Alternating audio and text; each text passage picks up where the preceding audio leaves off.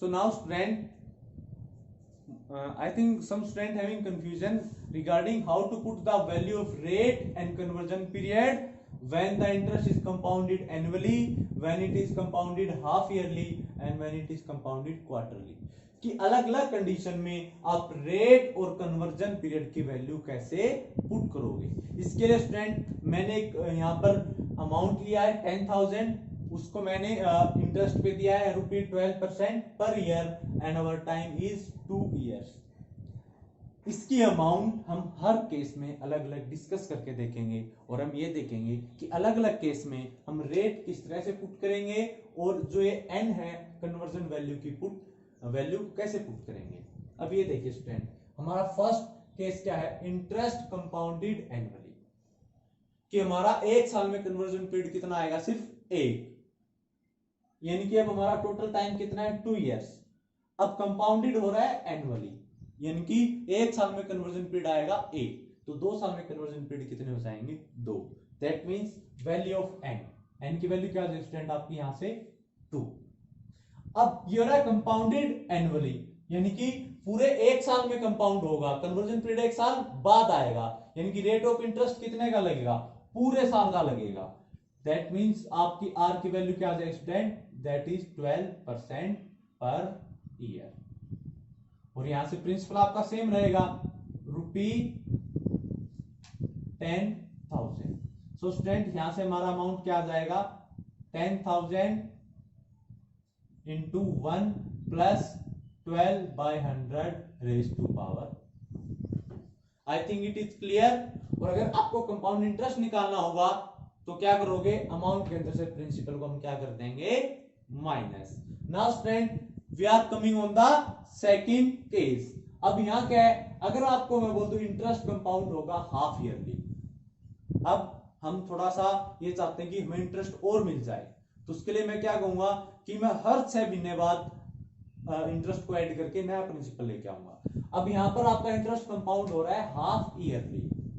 अब कितने conversion period आएंगे एक साल में, अब हाफ ईयर में एक कन्वर्जन पीरियड आ रहा है, तो पूरे एक साल में 2 कन्वर्जन पीरियड। तो अब 2 साल के अंदर कितने कन्वर्जन पीरियड होंगे, अब हाफ ईयरली के अंदर अगर 1 ईयर के अंदर 2 कन्वर्जन पीरियड हैं तो 2 इयर्स के अंदर कितने कन्वर्जन पीरियड हो जाएंगे आपके 4।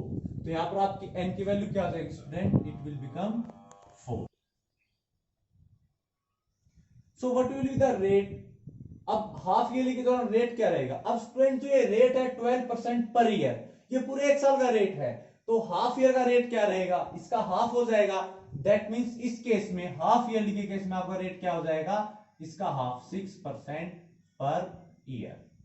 अब यहां से अगर मैं वैल्यू पुट करूं a is equal to principal into 1 plus r/100 raise to power n। अब प्रिंसिपल की वैल्यू क्या हो जाएगी, सेम 10,000 प्लस रेट क्या हो गया आपका 6/100। और अब 2 साल के अंदर कितने कन्वर्जन पीरियड आए हाफ ईयर के अकॉर्डिंग, क्या है 4, तो वैल्यू क्या हो जाएगी 4। अब इस केस में आई थिंक आप ये वैल्यू फाइंड आउट कर सकते हैं। Now I am coming on the case when the interest is compounded quarterly. अब स्टूडेंट क्वार्टरली के अकॉर्डिंग अगर मैं टाइम 2 ईयर लूंगा तो कन्वर्जन पीरियड बहुत ज्यादा हो जाएंगे, तो इसको मैं थोड़ा सा सोल्व करते हुए यहां पर मैं 1 ईयर ले लेता हूं। सिर्फ इसके अंदर मैं सिर्फ 1 ईयर के अंदर ही डिस्कस कर रहा हूं। स्टूडेंट ध्यान रखना कि मैंने इन दोनों के अंदर टाइम पीरियड क्या लिया है 2 इयर्स, बट थर्ड केस के अंदर कन्वर्जन पीरियड ज्यादा हो जाएंगे तो मैंने उसको सिर्फ 1 ईयर यहां पर कन्वर्ट कर दिया है। तो इस चीज के ऊपर फोकस करना, आप इसके अकॉर्डिंग समझ जाओगे। अब स्टूडेंट अब इंटरेस्ट हो रहा है कंपाउंडेड क्वार्टरली, यानी कि हर 3 महीने में कन्वर्जन पीरियड आएगा। अब एक साल में कन्वर्जन पीरियड कितने हो जाएंगे 4, यानी कि अब अगर टाइम 1 ईयर है तो कितने कन्वर्जन पीरियड होंगे 4। तो स्टूडेंट अगर यहाँ टाइम 2 इयर्स होता तो कन्वर्जन पीरियड कितने हो जाते 8 कन्वर्जन पीरियड हो जाते, पावर आ जाती हमारी 8, इसलिए मैंने इसको रिड्यूस कर 1 ईयर किया है।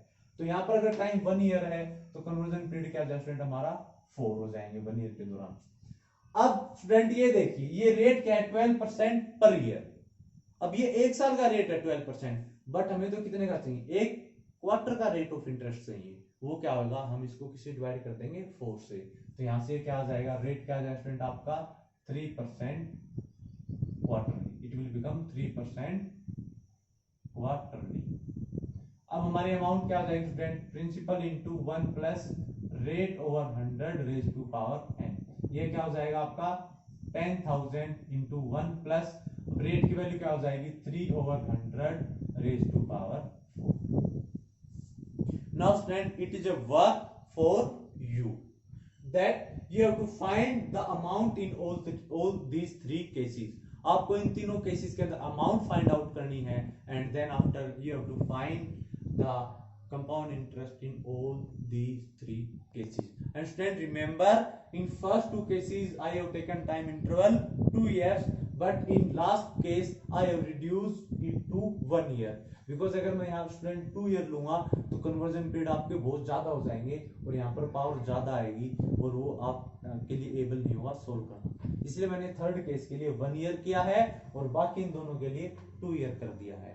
And this video is for you that you can understand clearly that if the compound interest is annually, if it is half yearly and if it is quarterly, then how would we take the values of n and rate।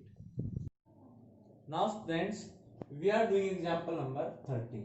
so we have to find the compound interest paid when a sum of 10,000 is invested for 1 year and 3 months।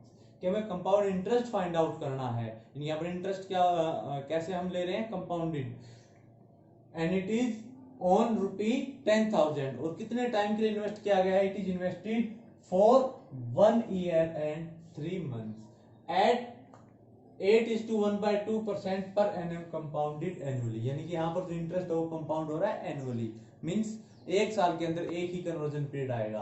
अगर एक साल के अंदर एक ही conversion period आएगा that means हमारा rate क्या रहेगा students, as it is. Now अब टाइम देखते हैं हम ईयर के अंदर कन्वर्ट करके। ये टाइम देखिए कि आपका 1 year and 3 months। इसको आप पहले मंथ्स के अंदर कन्वर्ट करके देखिए, आ जाएगा आपका 12 months प्लस 3 months, टोटल क्या हो गया आपका 15 months। इसको अगर ईयर में कन्वर्ट करोगे 12 से हम डिवाइड करेंगे, it will become 5/4, that means 1:1/4। मैंने इसको मिक्स फ्रैक्शन में कन्वर्ट कर दिया। यानी कि अगर इस टाइम को मैं ईयर के अकॉर्डिंग लिखूंगा तो ये आपका टाइम क्या आएगा 1:1/4 years। I think it is clear to all the students। So I am noting down the timing here। So time, it will become 1:1/4 years। And what is the rate? Rate is 8:1/2% per annum।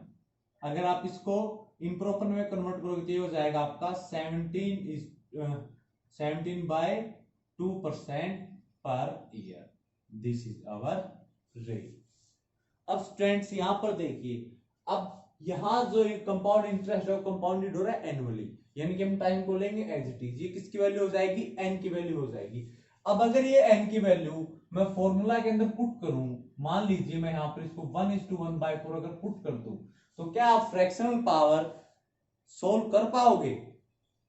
Is it possible कि हम amount निकालने के लिए fractional power अगर रख दें, principal rate आप छोड़ दीजिए एक बार जो कुछ भी होगा, लेकिन अगर पावर फ्रैक्शन में आ गई तो क्या आप सोल्व कर पाओगे? नहीं, ये इतना इजीली पॉसिबल नहीं होगा सोल्व करना हमारे लिए, या फिर कई बार ऐसा होगा कि हम सोल्व ही नहीं कर पाएंगे।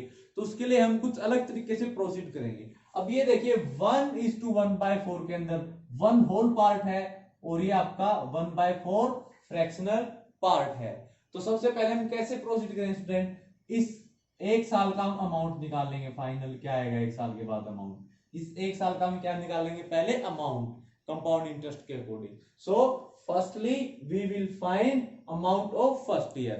तो सबसे पहले हम क्या करेंगे स्टूडेंट, इस फर्स्ट ईयर का अमाउंट निकाल लेंगे।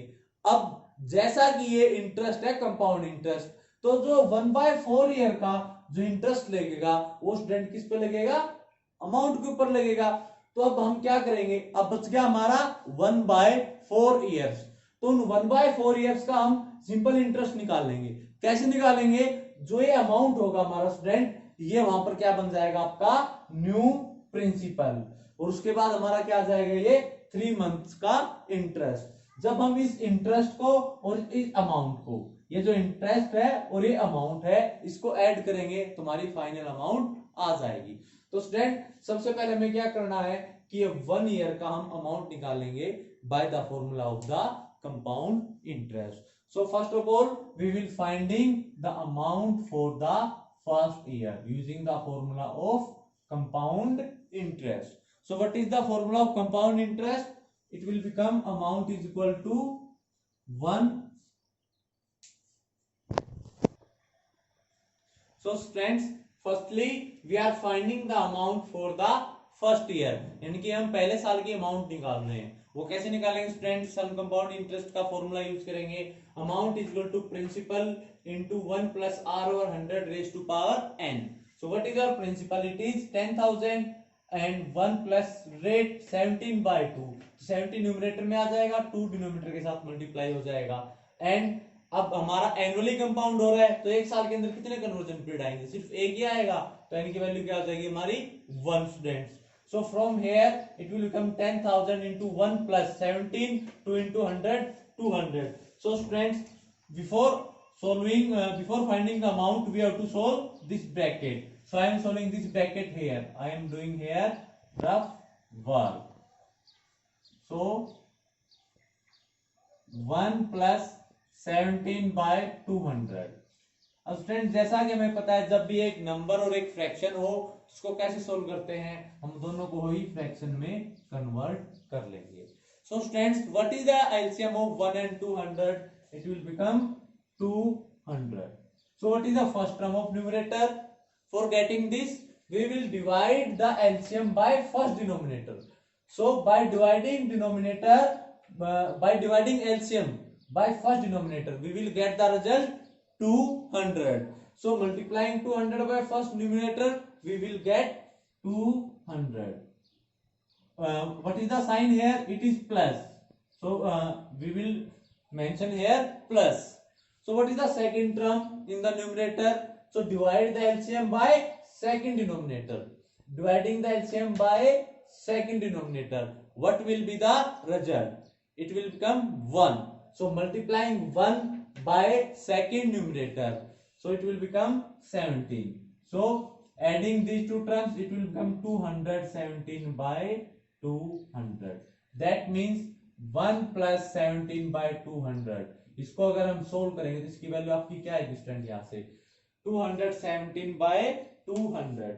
So putting this value, what we will get, 10,000 into 217 by 200. ये 0 से 0 कैंसिल आउट हो जाएगी, यहां से हम सोल्व करेंगे तो ये आपका क्या हो जाएगा 50. So calculating it will become 0 7 35 carry 3 5 1 3 8 and 10. It will become 10,850. ये अमाउंट हो जाएगी हमारी फर्स्ट ईयर के एंड में. तो स्टूडेंट हमने फर्स्ट ईयर की अमाउंट तो निकाल ली, अब नेक्स्ट 1/4 ईयर का हम क्या निकालेंगे स्टूडेंट, हम सिंपल इंटरेस्ट. अब वो सिंपल इंटरेस्ट कैसे निकालेंगे स्टूडेंट, ध्यान से सुनना. अब जो ये नेक्स्ट 1/4 ईयर है, जो ये नेक्स्ट 1/4 ईयर है स्टूडेंट, अब जैसा कि हमें पता है इंटरेस्ट क्या है, कंपाउंड इंटरेस्ट, तो वहां पर आपका इंटरेस्ट पे भी लगेगा, तो वहां पर हमारा जो नया प्रिंसिपल होगा वो ये बड़ा अमाउंट होगा. यानी कि इस अमाउंट को, जो ये अमाउंट है, इसको मैं न्यू प्रिंसिपल लेकर जो नेक्स्ट 1/4 ईयर है उसके लिए क्या निकाल लूंगा मैं, simple interest. So what is our next step. So students, now what we are doing, we are finding the simple interest for next 1/4 year. तो स्टूडेंट हमने पहले साल का तो अमाउंट निकाल लिया, तो हम क्या करेंगे, नेक्स्ट 1/4 ईयर का क्या निकालेंगे स्टूडेंट, हम सिंपल इंटरेस्ट. और वो सिंपल इंटरेस्ट निकालने के लिए हम प्रिंसिपल किसको कंसीडर करेंगे, जो अमाउंट है इसको हम क्या ले लेंगे, principal. So now we are finding simple interest for next 1/4 year. तो यहाँ पर आपका अमाउंट न्यू प्रिंसिपल हो गया, मल्टीप्लाइड बाय रेट. रेट क्या स्टूडेंट, 17/2%. तो 17/2 फ्रैक्शन है, दैट मींस न्यूमरेटर के साथ मल्टीप्लाई हो जाएगा, डिनोमिनेटर के साथ. And what is the time, it is 1/4 year. तो यहाँ पर मैंने ये वैल्यू पुट की, तो यहाँ न्यूमरेटर 1 न्यूमरेटर से मल्टीप्लाई, ये 4 है, डिनोमिनेटर से मल्टीप्लाई फ्रैक्शन के अंदर। अब स्टूडेंट हम इसको सोल्व करेंगे, तो यहाँ पर आपका सिंपल इंटरेस्ट क्या आएगा, नेक्स्ट 1/4 ईयर का, इट विल बिकम 230.56। तो स्टूडेंट यहाँ से आपकी फाइनल अमाउंट क्या आ जाएगी, अगर आप देखोगे फाइनल अमाउंट ये क्या आएगी, फाइनल अमाउंट विल बिकम 10,850। ये अमाउंट एक साल की प्लस ये वाला आपका interest 230.56। So after solving this, it will become 0.5603588210 carry 111 रुपी। तो ये आगे स्टूडेंट आपकी फाइनल अमाउंट कि एक साल के बाद ये आपकी फाइनल अमाउंट होगी इंटरेस्ट को मिला के। तो क्या आप बता सकते हो कि कंपाउंड इंटरेस्ट कितना हुआ, what is the compound interest. तो स्टूडेंट अब जैसा कि हमें पता है कि इस अमाउंट के अंदर आपका ये प्रिंसिपल भी एडेड है, तो अगर इस फाइनल अमाउंट के अंदर से अगर मैं प्रिंसिपल माइनस कर दूंगा तो जो रिजल्ट आएगा वो हमारा क्या हो जाएगा, compound interest. So what is the compound interest friends, subtracting 10,000 from the final amount,